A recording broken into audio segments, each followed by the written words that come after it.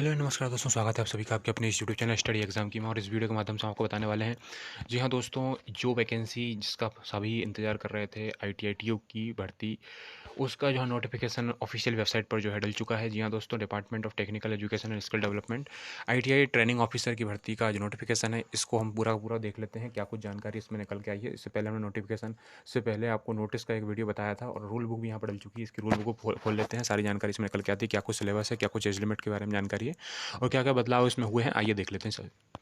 तो दोस्तों, rule book में हमने यहाँ पर इसको ओपन कर लिया है और यहाँ पर 9/8 से लेकर के 23/8 तक आप इसको जो है अप्लाई कर सकते हैं फॉर्म को। साथ ही साथ आप इसमें एग्ज़ाम की तिथि को देखें, परीक्षा तिथि को देखें तो 30/9 लिखा हुआ है। 30/9 से यहाँ पे एग्ज़ाम प्रारंभ हो जाएंगे।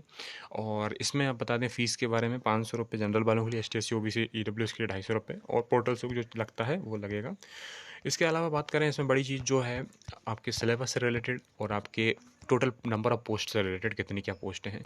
तो आइए इसको बारे में भी हम आपको बता देते हैं कि क्या क्या सिलेबस है और कितनी पोस्टें हैं और कितना एज लिमिट रहने वाला है। तो एज लिमिट वही रहने वाला है 40 तक, और ST SC और बाकी लोगों के लिए आपको 45 वर्ष तक रहेगा, OBC में आपको 43 तक रहेगा।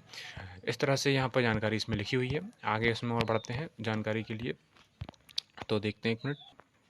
तो दोस्तों, रिक्त पदों की अगर बात करें तो यहाँ पर जो निकल के आए हैं इस ITI TU की भर्ती में 450 पद निकल कर आए हैं प्रशिक्षण अधिकारी के पदों के लिए।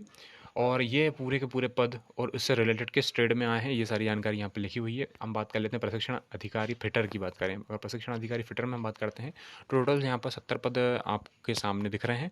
इस प्रकार से दिख रहे हैं, जो कि जनरल में 20 हैं, OBC ST SC में अलग अलग यहाँ पर लिखा हुआ है।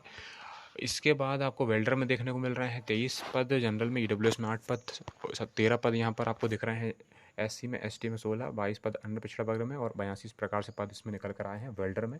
और ये फिटर वाले पद हैं। इसके बाद प्रशिक्षण अधिकारी यानी ITI TU की बात करें, इलेक्ट्रीशियन में जो निकले हैं वो टोटल 60 पद हैं, जो कि इस प्रकार से कैटेगरी वाइज आप देख सकते हैं। और सबसे बहुत ज़्यादा लोग जो कि इसके लिए प्रशिक्षण वेट कर रहे हैं जिस पद के लिए, होपा वाले काफ़ी सारे कैंडिडेट इस फॉर्म को अप्लाई करते हैं, जो कंप्यूटर की एलिजिबिलिटी काफ़ी सारे लोगों के पास होती है।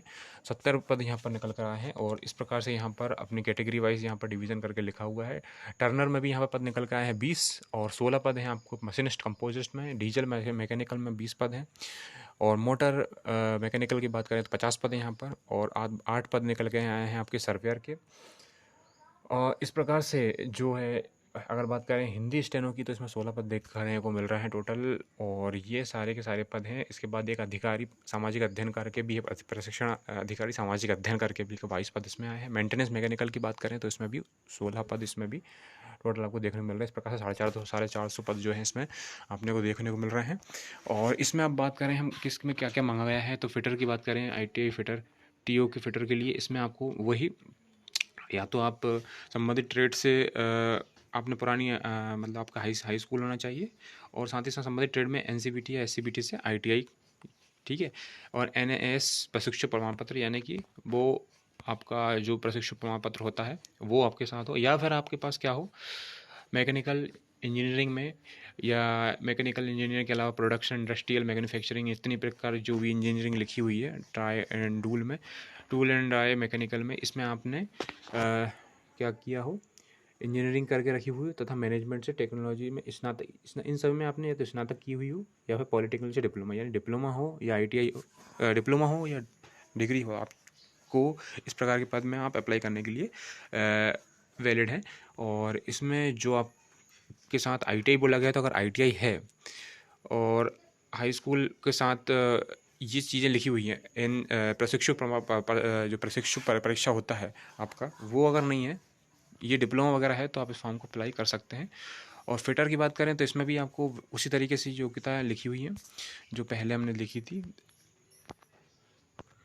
आपको ITI उत्तीर्ण हो, या फिर नेशनल अप्रेंटिसशिप सर्टिफिकेट हो, या फिर आपका डिप्लोमा हो या डिग्री हो, तो आप इस प्रकार के जो भी इसमें लिखे हुए engineering, production, industrial, mechanical engineering, इसमें से किसी में भी आपने करके रखा हुआ है तो आप इसके लिए अप्लाई कर सकते हैं। वेल्डर की बात करें तो वेल्डर में क्या लिखा हुआ है, वेल्डर और प्रशिक्षण अधिकारी इलेक्ट्रीशियन, वेल्डर के लिए बता ही दिया। ये प्रशिक्षण अधिकारी या TO इलेक्ट्रीशियन की बात करें तो यहाँ पर आपको बता दें, इसमें भी आपको इलेक्ट्रिकल, इलेक्ट्रॉनिक्स, इस तरह के जो ट्रेड होते हैं उसमें आपने अगर स्नातक कर रखा है या डिप्लोमा कर रखा है तो आप इसको फॉर्म को अप्लाई कर सकते हैं। इलेक्ट्रीशियन में भी वही चीज़ें लिखी हुई है।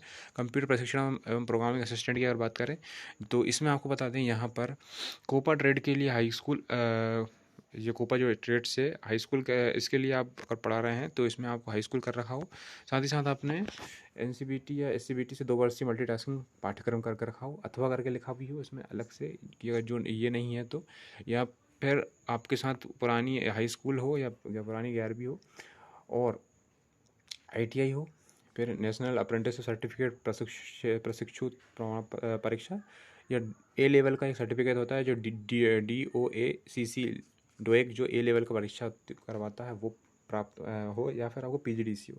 तो अब पीजीडीसी वाले बहुत सारे लोग इसमें अवेलेबल रहते हैं, कैंडिडेट बहुत सारे के पास पीजीडीसी अवेलेबल रहता है, तो पीजीडीसी वाले यहाँ पे इसके लिए एप्लीकेबल रहेंगे। आप एप्लीकेंट जितने भी हैं इसमें आप अप्लाई कर सकते हैं। और इसमें कंप्यूटर साइंस वाले, कंप्यूटर इन्फॉर्मेशन वाले, कंप्यूटर इन्फॉर्मेशन इंजीनियरिंग वाले, ये सारे लोग भी स्नातक वाले उपाधि हैं वो या पॉलिटेक्निकल से जिनका डिप्लोमा है वो भी इसके लिए एलिजिबल हैं। BCA MSCA वाले भी इसके लिए एलिजिबल रहते हैं। कई बार इन लोगों का भी जो है कन्फ्यूज़न रहता है, BCA MCA वाले जो है इसमें अप्लाई कर सकते हैं, उनके लिए भी यहाँ पर एक अच्छा अवसर निकल कर आया है।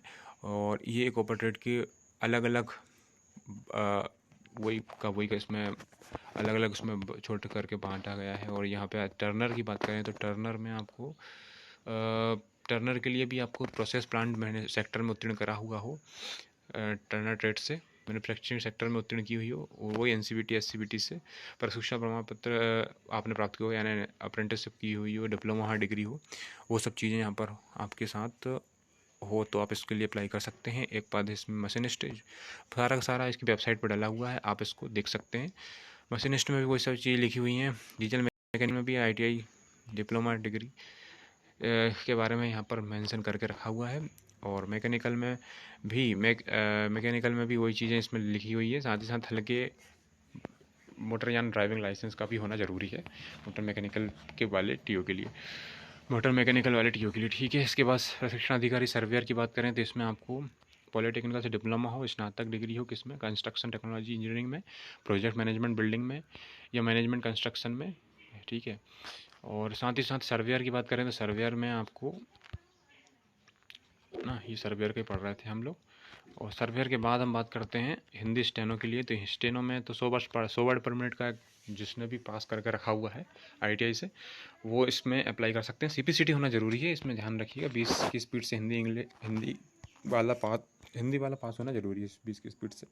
और स्टेनो 100 की स्पीड वाला आपके पास होना चाहिए। 1 वर्ष का डिप्लोमा भी होना चाहिए कंप्यूटर का, जो कि पीजीडीसी या डीसीए कुछ भी हो वो चल जाएगा यहाँ पर। और डिप्लोमा के बारे में यहाँ पे जानकारी लिखी हुई है। पॉलिटेक्निकल से किया गया 3 साल का कोर्स भी यहाँ पर मान्य है। और ये लिखा हुआ है स्टेनो की पूरे एक विवरण, कितना क्या क्या इसमें पद है। सामाजिक अध्ययन की अगर बात करते हैं इसमें आपको बता दें, समाज अध्ययन में प्रशिक्षण अधिकारी सामाजिक अध्ययन में आपको 12वीं विषय अंग्रेजी विषय के साथ उत्तीर्ण हो, बैचलर ऑफ बिजनेस और एडमिनिस्ट्रेशन या मास्टर ऑफ बिजनेस एडमिनिस्ट्रेशन यानी बीबीए या एमबीए अगर करके रखा हुआ है तो आप इसके लिए एलिजिबल हैं।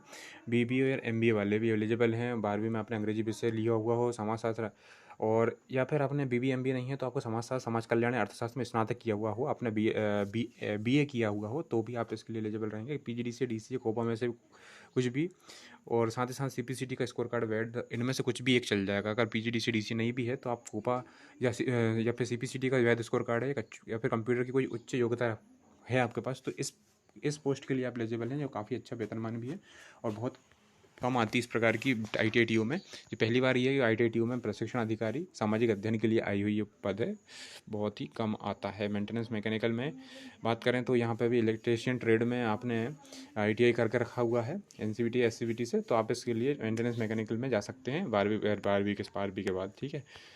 और इसके बाद हम सिलेबस के बारे में बता देंगे। सिलेबस जो है इस बार थोड़ा अलग से दे दिया। 100 नंबर का तो सिलेबस है। 100 नंबर में आपको 75 का आपको मेन स्ट्रीम का जो होगा वो पेपर वो चीज़ होगी, बाकी के 75 में आपको जानकारी इसमें इस प्रकार से दी गई है। 75 आपको आपके ट्रेड से संबंधित दिए जाएंगे और 25 आपको सामान्य विज्ञान, सामान्य गणित, ठीक है, सामान्य ज्ञान, सामान्य तार्किक ज्ञान, कंप्यूटर बेसिक का ज्ञान, जो 25 नंबर का रहेगा। 25 नंबर से आपको ट्रेड से रिलेटेड क्वेश्चन आएंगे। तो इस तरह से इसमें यहाँ पे डिवाइड करके भी लिखा हुआ है हर ट्रेड के बारे में। सिलेबस हर बार नहीं दिया जाता है, इस बार उसमें सिलेबस भी आपको यहाँ पर देखने को मिल रहा है। फिटर का पूरा लिखा हुआ है यहाँ पर, और इसके बाद वेल्डर का भी पूरा लिखा हुआ है ये इस प्रकार से। और इसके बाद साथ साथ आपको इलेक्ट्रीशियन का लिखा हुआ है, कंप्यूटर ऑपरेटर, प्रोग्रामिंग असिस्टेंट, कोपर ट्रेड वालों के लिए भी यहाँ पर पूरा सिलेबस लिखा हुआ है। और इस प्रकार से पोस्ट कोड ई टर्नर के लिए भी लिखा हुआ है। हर प्रकार के पोस्ट कोड के लिए यहाँ पर सिलेबस डिटेल में 75 नंबर में क्या क्या पूछा जाएगा, तो इसमें से आप हर एक पॉइंट को पढ़ करके उससे संबंधित जो बुक है वो आप रेफ़र कर सकते हैं। और जो भी अच्छी ITI की आती हैं वो मार्केट में आपको उपलब्ध रहती हैं, जो कि ITI के पाठ्यक्रम में ही आपको मिल जाएगी। तो stay tune with this channel, ऐसी जानकारी मिलती रहेगी। और ये आपको रूल बुक हमारे टेलीग्राम चैनल पर भी आप अपलोड कर देंगे, वहाँ से आपको मिल जाएगी। Thanks for watching this, stay tune with this channel, thank you.